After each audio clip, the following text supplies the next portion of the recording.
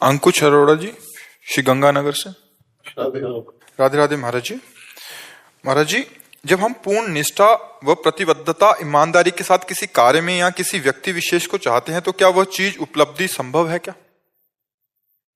व्यक्ति और कार्य, इसमें प्रारब्ध टांग मार सकता है, लेकिन भगवत प्राप्ति निष्ठा हो जाए और पूर्ण प्रयत्न और कृपा तो निश्चित हो जाएगी, इसमें हमें कोई संशय नहीं।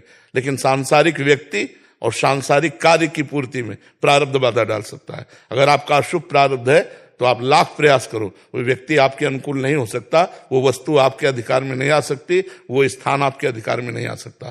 प्रारब्ध प्रतिकूल हो गया तो नहीं। और भगवत प्राप्ति में प्रतिकूल हो जाए प्रारब्ध, तो प्रारब्ध की ऐसी तैसी, वो कुछ नहीं बिगाड़ सकता।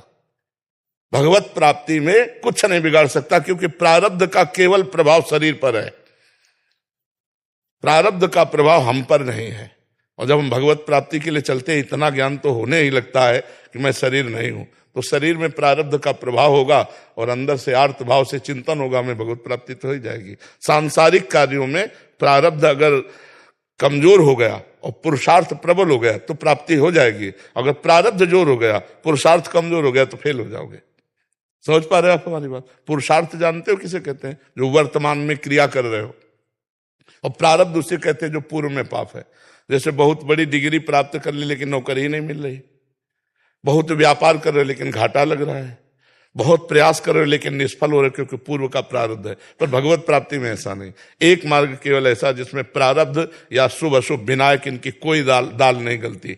जो निरंतर भगवान नाम चिंतन करते हैं, भक्तों का संग करते हैं और सत्संग सुनते हैं, उनमें विवेक जागृत हो जाता है। वो काटते रहते हैं आए हुए दुख सुख के राग को, और भगवान के चिंतन के प्रभाव से इस माया के द्वंद्वों पर विजय प्राप्त करके भगवत प्राप्ति कर लेते हैं।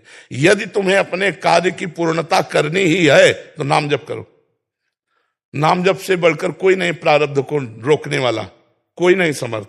नाम जप करोगे, प्रारब्ध ऐसे रुका रहेगा जैसे तटस्थ भूमि समुद्र को रोक लेती है। नहीं तो प्रारब्ध बहुत बलवान होता है।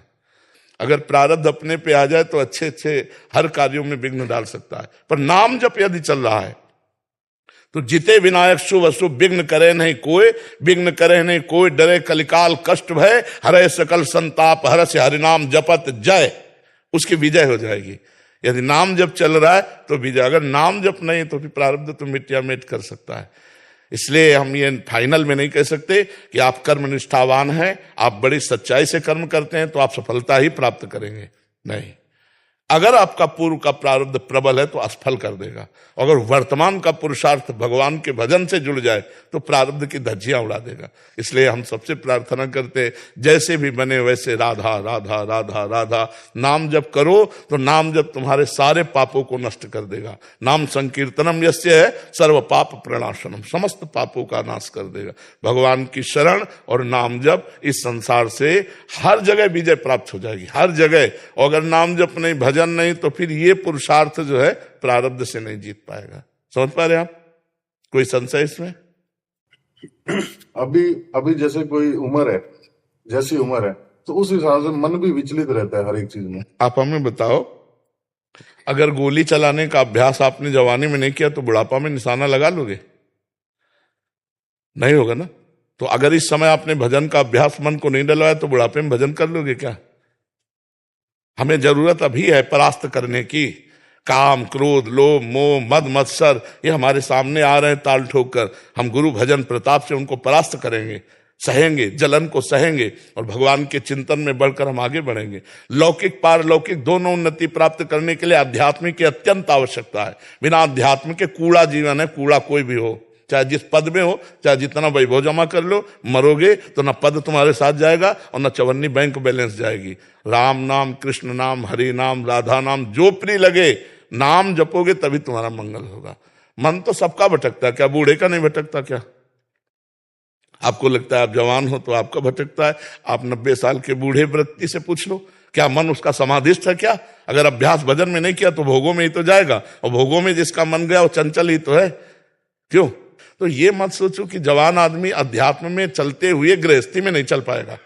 नहीं, चल जाएगा, बहुत बढ़िया गृहस्थ होगा। आप अपने कर्तव्य को पूजा समझो, राधा राधा नाम जप करो, किसी का अमंगल न करो, इससे बड़ी कोई पूजा नहीं।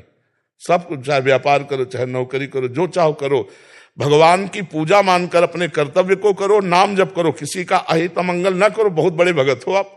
चाहे तिलक लगाओ चाहे ना लगाओ, और स्वार्थ की भाषा भूली नहीं, और भेष चाहे संत का हो, तो बात तो नहीं बनेगी ना। भेष से थोड़ी साधुता पूर्ण होती है, और आपका भेष नहीं, उद्देश्य ठीक है तो आप संत हो। विभीषण जी आए थे, कोई भेष नहीं था, लेकिन भगवान कह रहे तुम सारीखे संत प्रिय मोरे, धरो देह नहीं आन हो। तुम्हारे जैसे संतों के लिए मेरा अवतार होता है। विभीषण जी कोई साधु वेश नहीं थे, उद्देश्य श्री राम थे।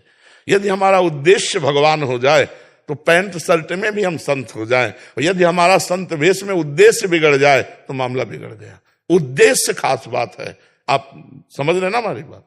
तो ऐसा बहानेबाजी तो कीजिए मत कि हमारा जवान शरीर है और हमारा मन चंचल है, हम कैसे, ऐसा नहीं। इसी समय तो ब्रेक लगाने की आवश्यकता है। इसी समय अगर अभ्यास कर ले गए तो आप महान पुरुष हो जाएंगे। गृहस्थी में होते हुए भाई जी से हनुमान प्रसाद पोद्दार जी महाराज महान संत, और धोती कुर्ता में रहते थे, गृहस्थी में रहते, भजन किया, भगवान का उद्देश्य किया, परमात्मा प्राप्ति हो गई। समझ पा रहे आप।